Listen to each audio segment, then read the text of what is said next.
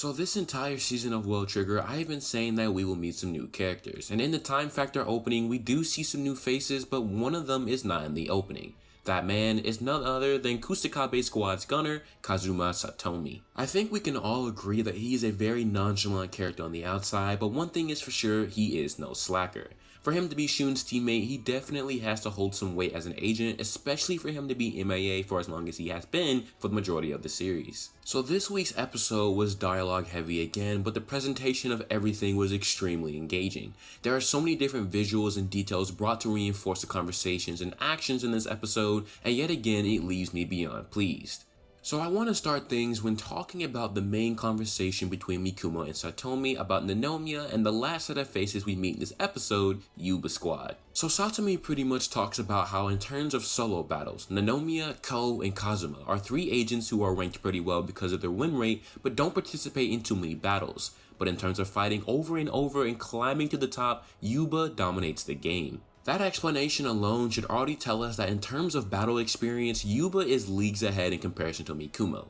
Our best option is to let Nanomiya and Yuba battle it out, and that leads into the conversation with Mikumo and Satomi about just the varying differences between the two shooters, because the one word that Satomi used in this episode to describe both of them in terms of a duel is invincible. Now Satomi breaks this down by first explaining Nanomiya's strategy, and when you hear it, it sounds pretty unfortunate to deal with. Nanomiya has this combo of big and small bullets, and depending on what he fires at you first will determine how the shootout will go. If he fires his small bullets at you first, then due to the size and amount of them, your shield will be larger but thinned out, where if the volley of bigger bullets, which tend to have more power behind them, come after, it's gonna crack your shield because it's not nearly as reinforced as it could be, and the opposite is in effect. For the big bullets come first, then you'll have a more focused shield, and the small bullets will wither you down since you can't cover as much. Now with Mikumo having the largest shield as a weapon alone, he could probably take a bit more force, but avoiding the one-on-one confrontation is advised by Satomi in general. He also advises three other options as we get some flashbacks to when they first fought Nanomiya's squad in season 1, which again is another fantastic addition to get the point across.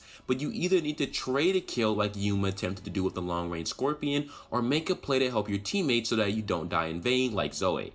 The last, and the one that's probably going to be used in the fight him with a teammate. Considering the wire strategy, this does sound like a more plausible idea, but Nanomiya by all means is not getting trapped in the spider zone. He's just way too cunning for that based off what we've seen, and will probably recognize the setup before it actually even happens. Whatever Mikumo may come out to try will surely be one heck of a strategy, because with this being the last match in the Rank War series, it's go big or go home. On an interesting note, when asked whether or not Nanomiya or Yuba would win in terms of a duel, it still turns out that Nanomiya will win for two main reasons. For one, the Trion volume, and two, the bullet volley is a bit more flexible to work with compared to the gunner's overall range. But with that being said, if Yuba could keep in a short range distance, then without a doubt, Yuba would take the win.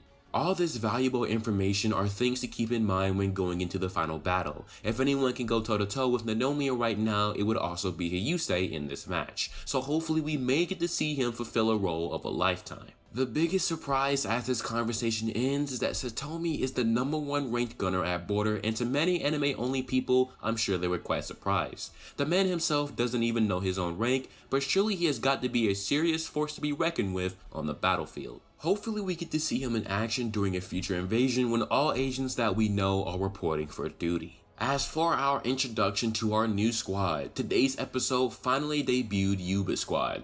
The VA is honestly the perfect person to play the role of Yuba. He's one intense guy, and it also reminds me of a character who would appear in Tokyo Revengers. What's more is that we are also introduced to little Obishima, who is also the all-rounder of the squad.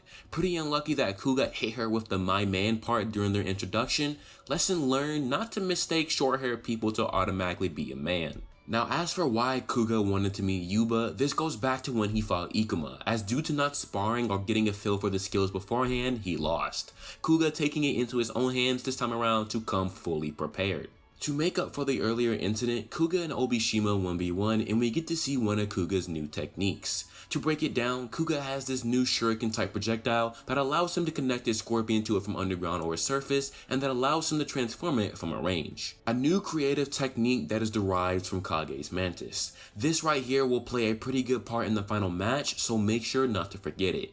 Thankfully, this new showcase of a technique does convince Yuba to take a quick match with Yuma. He wasn't down for it at first, given it's better to hide all his moves before the match, but he was satisfied with what he saw with Obishima, so he thought he'd pay Yuma back with change. The anime did a fantastic job showing why Yuba is a serious threat. In almost less than a few seconds, Yuba blew Yuma away from the quickest draw of his guns from his holster. Some serious sharpshooter cowboy vibes, and yet showing that what Satomi mentioned earlier is more than true, even Kuga noting that he was faster than the logs. This episode was again info-filled, but valuable information that needed to be collected in order to formulate the final strategies going into round 8.